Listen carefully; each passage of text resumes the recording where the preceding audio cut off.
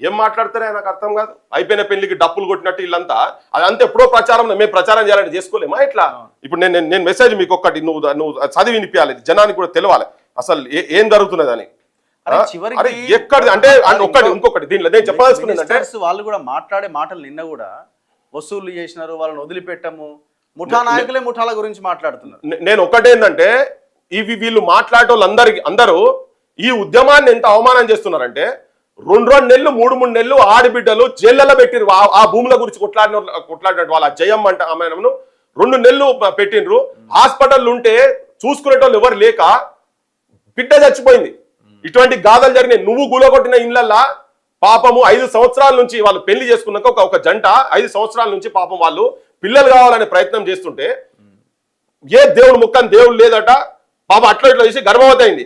తీరా ఇల్లు గులగొట్టేందుకు వస్తే ఆ తొందరలో పోయి సామాన్ ఎత్తుకపోతుంటే అపార్షన్ అయింది ఆమెకు. ఎవడా వీళ్ళందరి మీద ఎవరు కేసులు పెట్టాలి? ఇప్పుడు నువ్వు దుర్మార్గునివి, నువ్వేమన్నావు మొదలు కాదన్నావు, ఇప్పుడు 300 మందికి నువ్వే ఇస్తున్నావు కదా, అంటే ఆడు ఉన్న వాళ్ళందరూ కరెక్ట్ అన్నట్టే కదా. మరి ఈ దమనకాండకు శిక్ష ఎవరికి పడాలి?